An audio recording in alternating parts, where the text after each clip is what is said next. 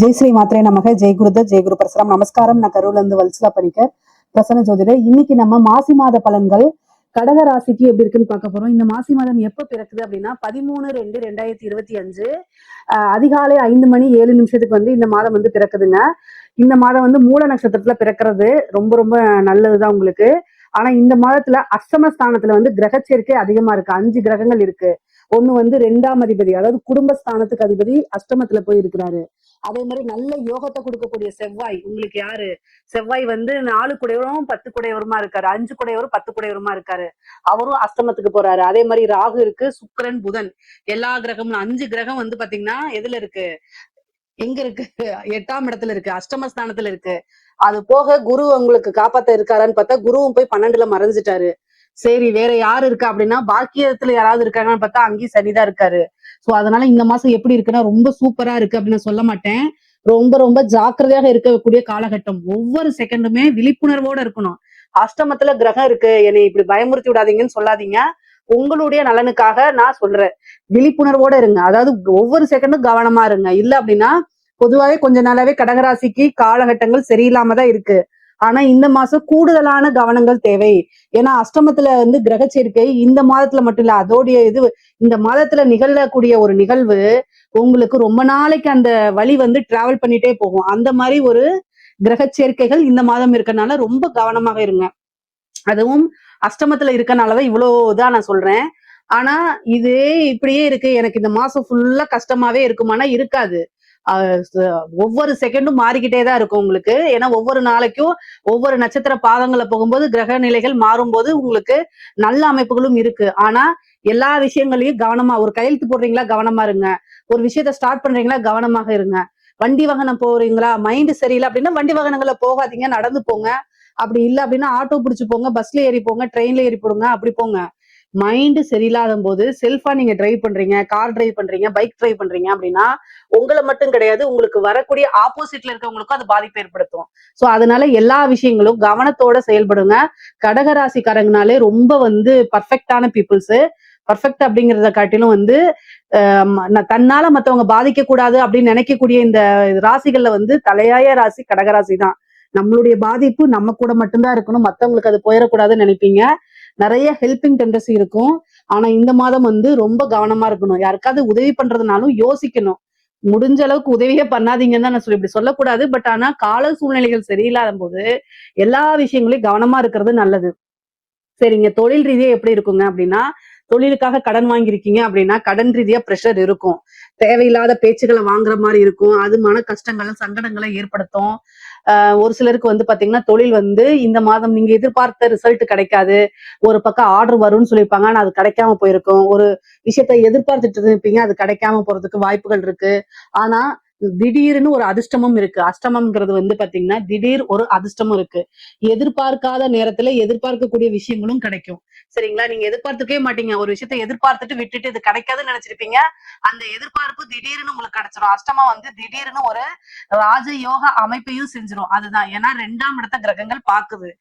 கட்டாயம் பண வரவுங்கிறது உண்டு. நீங்க நினைக்கக்கூடிய நேரங்கள்ல பணம் ஏதாவது ஒரு சூழ்நிலைகள் இருந்து உங்களுக்கு கட்டாயம் வந்துரும். அதுல நீங்க கவலையே பட வேண்டாம்.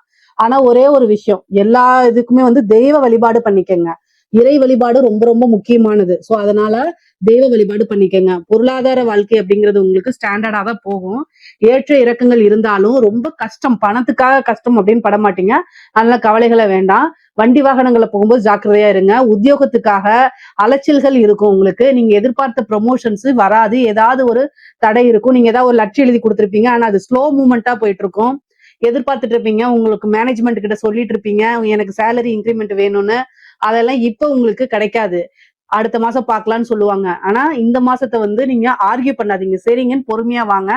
ஆனா திடீர்னு எதிர்பார்க்காத சூழ்நிலை டபுள் இன்க்ரிமெண்டா கூட உங்களுக்கு வந்துரும். ஆனா ஒரு தடவை கேட்டுட்டு இந்த மாசம் ஆர்கியூமெண்ட்டை தவிர்த்துருங்க. முக்கியமா மத்தவங்கள வந்து இரிட்டேட் பண்ணாதீங்க. உங்கள இரிட்டேட் பண்றதுக்குன்னு ஒருத்தவங்க வருவாங்க. அவங்க கிட்ட நீங்க என்ன செஞ்சிரணும், எஸ்கேப் ஆயி போயிரணும். எங்கேயாவது போயிருங்க. ஆனா அவங்க மூஞ்சிலே முழிக்காத மாரி போங்க. உங்க மனச கஷ்டப்படுத்துறதுக்குன்னு சில பேர் வருவாங்க. காலமும் சூழ்நிலையும் சரியில்லைன்னு வச்சுக்கோங்களேன், எங்கேயாவது யமதர்மராஜா நம்மளை அவங்களுடைய தூதர்கள நம்மளை அனுப்ப வச்சு கொலையா கொன்றுவாரு. அந்த மாதிரி அமைப்புகள்லாம் வந்துரும். பட் ஆனா என்னன்னா, இதுக்குத்தான் தெய்வ வழிபாடு வேணும். இந்த தெய்வ வழிபாடு இருக்கும்போது அவங்க அவங்களோட டியூட்டிய செய்வாங்க. ஆனா அந்த தெய்வ வழிபாடு நமக்கு ஒரு கவசம் மாதிரி. எப்படி மழை பெய்யும் போது நம்ம நினையாம போகிறது வந்து மழைய நிறுத்தணும்னு நினைக்கிறது முட்டாள்தனம். ஆனா கொடைய பிடிச்சிட்டு போறதுங்கிறது புத்திசாலித்தனம். சோ வந்து உங்க மேல மழை நினையக்கூடாது. மழை பெஞ்சிட்டு போகுது. ஆனா நீங்க நினையாம இருக்கணுங்கிறதா பாயிண்ட். அதுதான் கால சூழ்நிலைகள் சரியில்லை, கிரக நிலைகள் சரியில்லை அப்படின்னா தெய்வ வழிபாடு தான் நம்மளை காப்பாத்தும். இந்த ஒரு விஷயத்த நல்ல ஞாபகம் வச்சுக்கோங்க. தெய்வ வழிபாடு தான் உங்களுக்கு கவசமா இருந்து காப்பாத்திட்டு இருக்கு. இதை விட மோசமாக போகக்கூடிய கால சூழ்நிலைகள் நேரங்கள்லாம் இருக்கும் போது கூட நீங்க இந்த நிலைமையில நல்லபடியா இருக்கீங்க அப்படின்னா அந்த தெய்வத்துக்கு நன்றி சொல்லணும். மனசளவுல ரொம்ப உடைஞ்சுதான் போயிருப்பீங்க. ஆனா இதுதான் உங்களுக்கு கடைசி கஷ்டம். இனிமேல் உங்களுக்கு கஷ்டமே வராது. ரொம்ப நல்லா இருப்பீங்க.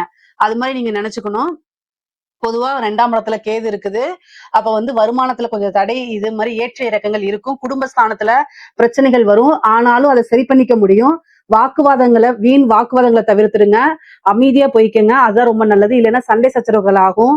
அப்புறம் பிரிவினைகளை ஏற்படுத்தும். கணவன் மனைவியிடையே வந்து தேவையில்லாத வாக்குவாதங்களை நீங்க தவிர்க்கிறதா ரொம்ப நல்லது. இந்த காலகட்டங்கள்ல அட்ஜஸ்ட் பண்ணி போங்க. முக்கியமா கடகராசியில இருக்கக்கூடிய பெண்கள் ரொம்ப பொறுமை காக்கணும்.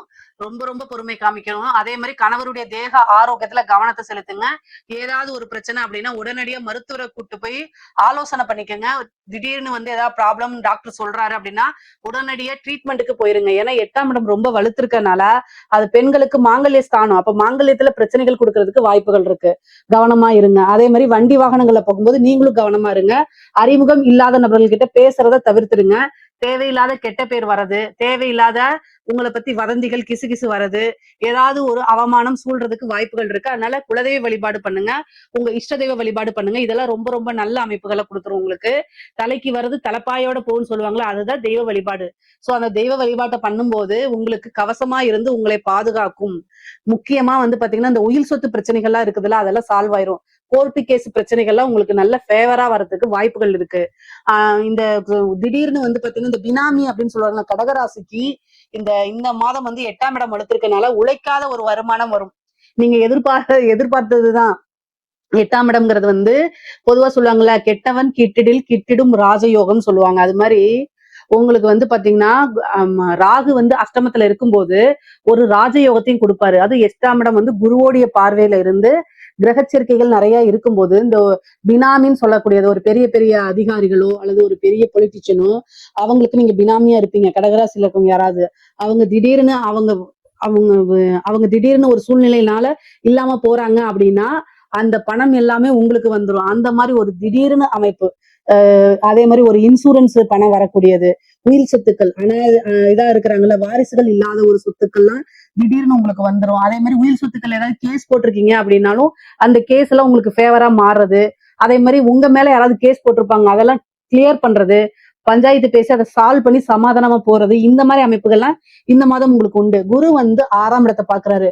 கடன் ரீதியா பிரச்சனைகள் இருந்தாலும் அந்த கடனை அடைக்கிறதுக்கு ஒரு டைம் லைனோ ஒரு தீர்வோ ஏதாவது ஒரு சோர்ஸ் கட்டாயம் உங்களுக்கு உருவாகிரும். பொதுவாவே கடக ராசிக்கு வந்து அலைச்சல்கள் இந்த மாதம் நிறைய இருக்கும். அதே மாதிரி மன உளைச்சலும் இருக்கும். ஆனா அது ரெண்டுமே நிரந்தரம் கிடையாது. எல்லாமே நல்ல விஷயங்களா கட்டாயம் உங்களுக்கு மாறிடும். இந்த மாத இறுதியில நல்ல விஷயங்கள் நிறைய உங்களுக்கு நடக்க ஆரம்பிச்சிடும்.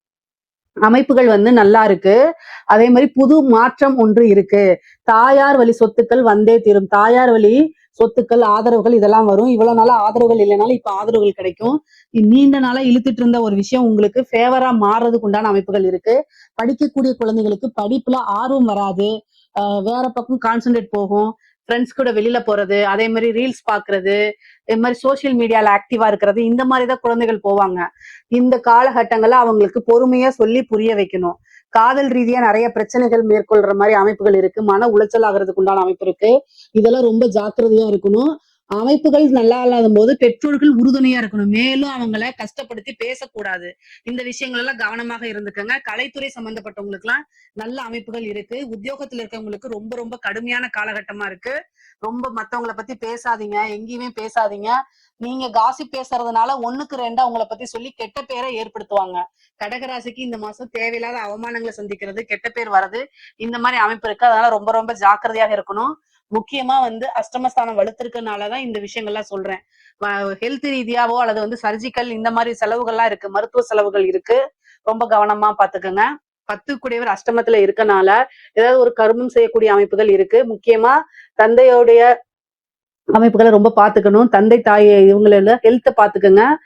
அது அவங்களுக்கு பெரிய மருத்துவ செலவு, மருத்துவ கண்டம் இருக்கிற மாதிரி காமிக்குது. அதனால ரொம்ப ரொம்ப கவனமாக இருக்கணும். அரசாங்க அதிகாரிகளுக்கு ரொம்ப ரொம்ப கவனமாக இருக்கணும். லஞ்ச லாவணியங்களை ஈடுபடாதீங்க. உயர் அதிகாரிகளுடைய அழுத்தங்கள் ரொம்பவே அதிகமாக இருக்கும். நீங்க எதிர்பார்த்த ஒரு விஷயம் கிடைக்காது. டிரான்ஸ்ஃபர்ல முட்டுக்கட்டை எல்லா விஷயங்களையும் உங்களுக்கு இதா இருக்கும்.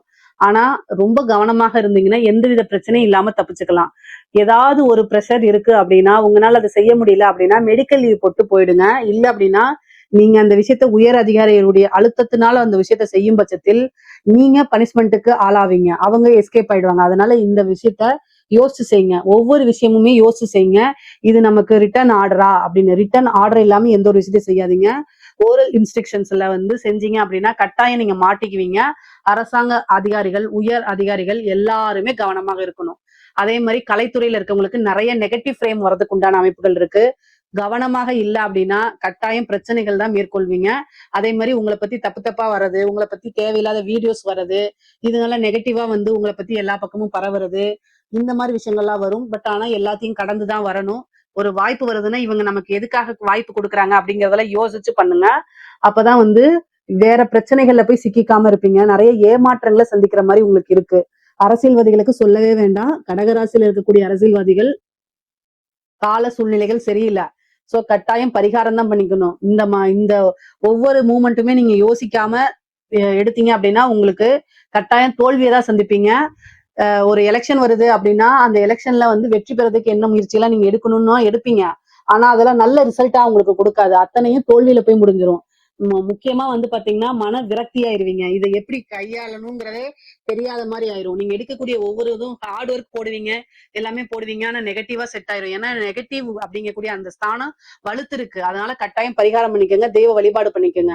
அரசியல்வாதிகளுக்கு யாருக்காவது தேவைப்பட்டுச்சு, பரிகாரங்கள் தேவைப்பட்டுச்சுன்னா தனிப்பட்ட முறையில கேளுங்க, கட்டாயம் நான் சொல்றேன். ஆனா மிகப்பெரிய லெவல்ல நெகட்டிவான வாய்ப்புகள் தான் அதிகமா இருக்கு. அதனால கவனமா இருக்கணும்.